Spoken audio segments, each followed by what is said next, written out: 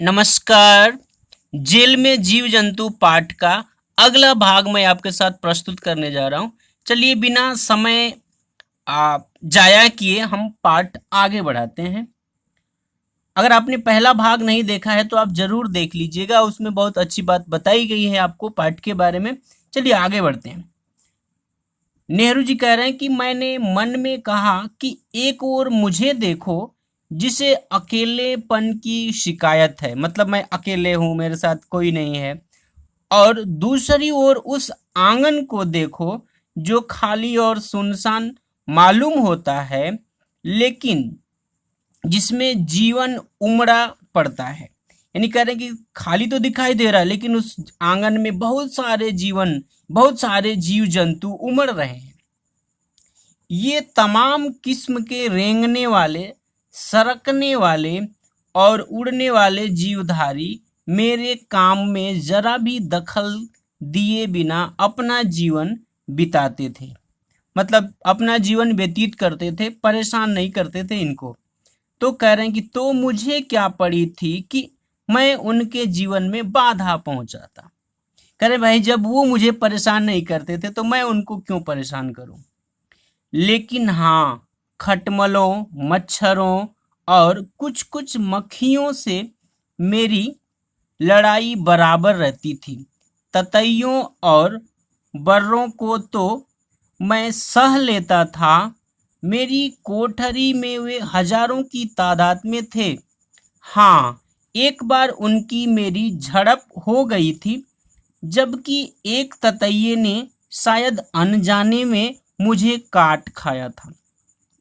मैंने गुस्सा होकर उन सब को निकाल देना चाहा, कोशिश भी की, लेकिन अपने चंद रोजा घरों को भी बचाने के लिए उन्होंने खूब डटकर सामना किया। छत्तों में शायद उनके अंडे थे।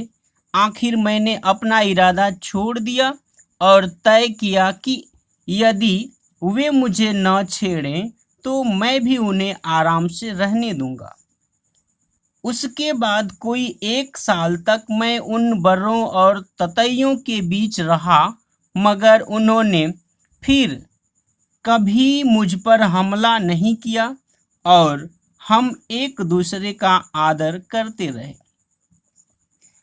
हाँ, चमगादड़ों को मैं पसंद नहीं करता था।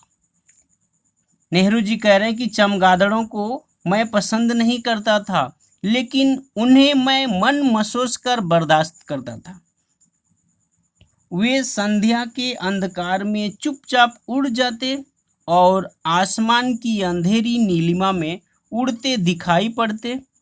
वे बड़े मनहूस जीव लगते थे, यानी बोरिंग, और मुझे उनसे बड़ी नफरत और कुछ भय सा मालूम होता था, यानी डर लगता था। कह रहे हैं कि वे मेरे चेहरे से 1 इंच की दूरी से उड़ते और मुझे हमेशा डर लगा रहता कि कहीं वे झपट्टा न मार दें। मैं चींटियों, दीमकों, छिपकलियों और दूसरे कीड़ों को घंटों देखता रहता था। वे शाम को अपना शिकार चुपके से पकड़ लेती और अपनी दुम में एक दूसरे को इतने अजीब ढंग से लपेट कर हिलाती कि देखते ही हंसी आने को होती। आम तौर पर वे ततैयों को नहीं पकड़ती थी, लेकिन 2 बार मैंने देखा कि उन्होंने निहायत होशियारी और सावधानी से मुंह की तरफ से उनको चुपके से झपट कर पकड़ा। मैं नहीं कह सकता कि उन्होंने जानबूझकर उनके डंक को बचाया था या वह दैवयोग था, यानी लक था। इसके बाद अगर कहीं आसपास पेड़ हों तो झुंड की झुंड गिलहरियां होती थीं। वे बहुत ढीठ और निशंक होकर हमारे बहुत पास आ जाती थीं। लखनऊ जेल में मैं बहुत देर तक एक ही आसन में बैठे बैठे पढ़ा करता था। कभी कभी कोई गिलहरी मेरे पैर पर चढ़कर मेरे घुटनों पर बैठ जाती और चारों तरफ देखती। फिर वह मेरी आंखों की ओर देखती, तब उसकी समझ में आ जाता था कि मैं पेड़ या जो कुछ उसने समझा हो वह नहीं हूँ। एक क्षण के लिए तो वह सहम जाती, फिर दुबक कर भाग जाती।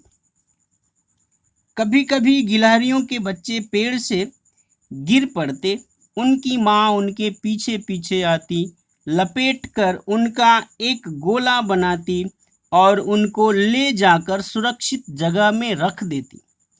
कभी कभी बच्चे खो जाते यानी भूल जाते। मेरे एक साथी ने ऐसे 3 खोए हुए बच्चे संभाल कर रखे थे। यानी नेहरू जी के साथी ने 3 भूले हुए बच्चों को रखे थे जो गिलहरियों से दूर हो गए थे। वे इतने नन्हे नन्हे थे कि यह उलझन सामने आई कि उन्हें दाना कैसे दें। लेकिन यह मसला बड़ी तरकीब से हल किया गया। फाउंटेन पेन के फिल्टर में जरा सी रुई लगा दी। यह उनके लिए एक बढ़िया फीडिंग बोतल हो गई। अच्छा, इससे बहुत सारे प्रश्न बनेंगे जो आपको आगे मैं प्रश्न और उत्तर के रूप में प्रस्तुत करूंगा। आज के लिए इतना ही। फिर मैं जल्दी इस पाठ का अगला और अंतिम भाग लेकर आपके साथ प्रस्तुत रहूंगा। तब तक के लिए धन्यवाद। अलविदा। चैनल अगर आपने सब्सक्राइब नहीं किया है तो जरूर कर लीजिए। जय हिंद, जय हिंदी।